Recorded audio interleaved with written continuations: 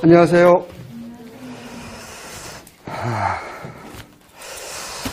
잠깐 뉴스를 보고 오느라고 좀 늦었습니다. 좀 안타까운 일이 벌어져가지고. 자, 지난 시간에 우리 일반균형 분석 가장 어려운 자본에 대한 부분 요소세. 요거를 여러분들 우리 지난 시간에 잠깐 봤잖아요. 그러니까 노동에 대한 부분 요소세도 한번 여러분들이 연습을 해보세요. 그래서 일단 제가 가이드한 대로 그대로 따라 해보세요. 그냥 그 이름들만 바꿔가지고. 자, 다시 한번 해볼게요. 부분 요소세. 그러니까 일반 요소세는 모든 그 노동이면 노동, 자본이면 자본에 다 부과하는 거잖아요. 어느 산업에 고용되어 있든지 관계없이. 그러면 일반이 되는 것이고, 부분 요소세는 특정 산업에 고용되어 있는 특정 자원에만 부과하는 거죠. 하나에만. 그래서 지금 우리 책에서는 X제 산업에 고용되어 있는 자본에 대해서만 과세하는 거죠. 그래서 자본에 대해서 과세하되 X제 산업에만 고용되어 있는 놈, 이렇게. 그러면 무조건 이 부분 요소세를 할 때는 무조건 산출 효과, 그 다음에 요소의 대체 효과, 무조건 둘로 나누라는 거죠, 이렇게. 일단 이 대체 효과는요, 이 대체 효과란 말이 나오면 무조건 비싼 놈 대신에 싼 놈, 무조건 이 관점이야, 대체 효과는. 일반 상품에 대해서 그 물품세를 부과할 때도 마찬가지죠. 소득 효과와 대체 효과가 있잖아요. 그럼 대체 효과는 무조건 비싼 놈 대신에 싼 놈으로, 이렇게. 항상 그 관점만 가지고 있으면 대체 효과는 되게 쉬워요. 따라서 이거 해보면 지금 자본에 대해서만 조세를 부과해버렸잖아요. 따라서 자본은 이제 비싼 놈이 된 거죠. 조세가 부과돼 버렸으니까. 그러면 대체 효과에 따르면 자본을 줄이고 대신 싼 노동을 더 많이 고용하려고 하겠다라는 거죠. 그러니까 요거는 항상 쉬워요. 무조건. 알고 보면. 그러면 이렇게 진행된다면 자본은 줄였으니까 자본의 가격인 임대료는 하락할 것이고요. 노동은 더 많이 고용할 것이니까 당연히 임금은 상승하겠죠. 이렇게. 그러면 요소의 상대 가격은 당연히 상승하는 쪽으로 작용하겠더라. 이거죠? 요거는 되게 쉬워요. 무조건. 그 다음에 산출 효과다 했을 때 제가 강조한 게 뭡니까? 이거는 생산량 효과라 그랬잖아요. 생산량 효과. 그렇죠? 따라서 X제 산업에 고용되어 있는 생산 요소에만 조세를 부과해 버렸으니까 당연히 X제 생산량이 감소하겠죠. 어차피 소비가 감소할 테니까. 이제 비싸졌으니까 수요가 줄잖아요. 따라서 이 생산량 효과에 의하면 X제 생산을 줄이려고 하겠다라는 거죠. 이렇게. 생산량이 감소하는 효과. 그러면 여기서부터 이렇게 나누라 그랬죠. 지금 X제가 노동 집약적인 산업이냐 자본 집약적인 산업이냐, 이렇게. 그렇죠?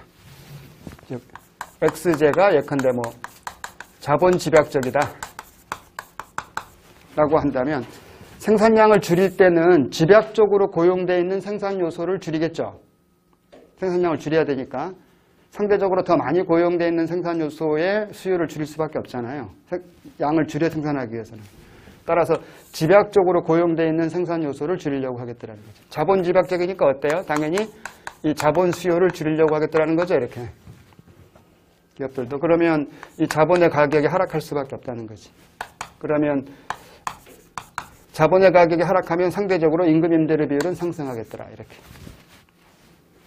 그 다음에 X제가 노동 집약적이라면 이렇게. 그러면 집약적으로 고용되어 있는 노동을 더 줄이려고 하겠죠. 수요를.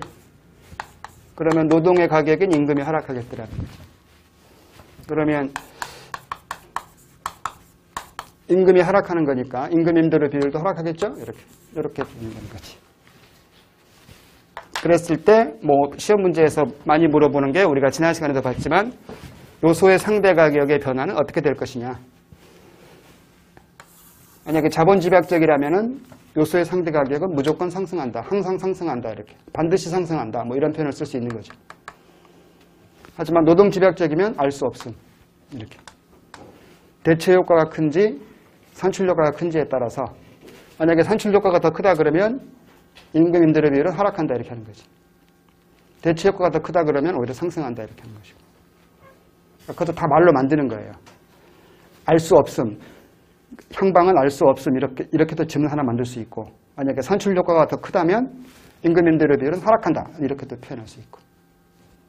따라서 지문 5개 만드는 게 금방 만들어요 이거. 따라서 이거 하나 가지고 큰 문제 하나 만들 때 난이도가 상문제가 되는 거죠.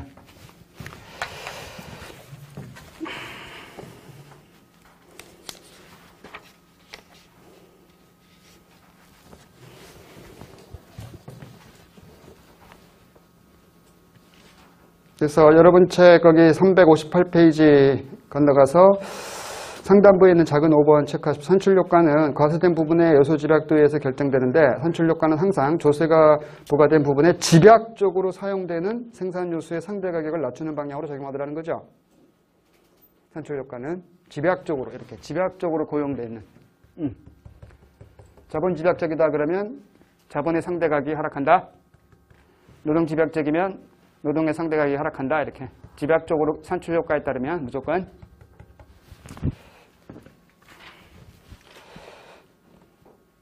그 다음에 요소의 대체 효과, 거기 작은 4번과 5번 보시면 이와 같이 자본에 대해서 조세가 부과되면 기업이 자본을 노동으로 대체함에 따라, 이제 자본은 비싼 놈이 됐고 노동은 상대적으로 싼 놈이 됐으니까요.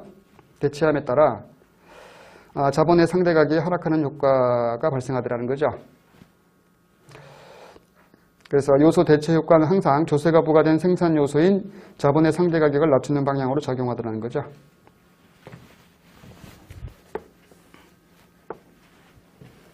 그냥 가끔 이렇게 질문이 들어올 때가 있는데, 자본의 상대 가격이다 그러면 그냥 이놈이에요. 이놈 하나. 노동의 상대 가격은 이놈이고, 그러니까 노동의 상대 가격 또는 뭐 노동의 기회비용 이런 표현들을 쓸 수 있는 거죠. 그러니까 요소의 상대 가격 하게 되면 이놈이 되는 것이고. 무슨 말인지 아시겠어요? 요소의 상대 가격. 자본의 상대 가격, 노동의 상대 가격, 각각 있는. 그러니까 이거를 그냥 자본의 가격인 임대료 이렇게부터 표현하는데, 그냥 자본의 상대 가격 이렇게 표현하는 거지.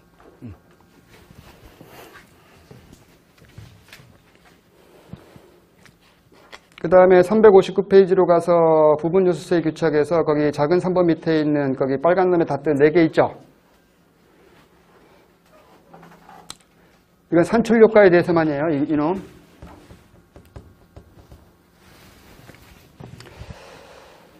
XJ에 대한 수요의 가격 탄력성이 클수록, 그 다음에 부분 간 요소 집약도 차이가 클수록, 그 다음에 대체 탄력성은 작을수록이었죠. 앞에서 우리 공부했지 않습니까? 요소의 상대 가격이 변화가 더 크게 나타난다. 그런데 하나가 더 추가되어 있죠. 앞에서는 3개밖에 없었는데 그게 3번째 닿더란 말이에요. X 생산비에서 차지하는 자본 비용이 차지하는 비중이 클수록, XJ 생산비에서 자본 비용이 차지하는 비용이 클수록, 즉 자본 집약도가 굉장히 크다는 뜻입니다. 이게. 지금 자본에 대해서만 부분 요소세를 부과하기 때문에 이런 표현을 쓰는 거예요. 만약에 노동에 대해서 했다면 XJ 생산비에서 차지하는 노동 비용이 차지하는 비중이 클수록 이렇게 바뀌는 거야. 응? 오해가 없도록 하세요. 이거는 지금 자본에 대한 부분 요소세를 부과했기 때문에 자본 비용 이런 표현을 쓴 거고, 노동에 대한 부분 요소세를 부과했다 그러면 노동 비용이라는 표현을 써야 되는 거지. 그런 것들은 살짝 고칠 준비가 돼 있어야 돼요. 이상의 내용입니다. 조세 전가 문제를 살펴봤고요. 다음 챕터로 넘어가도록 할게요.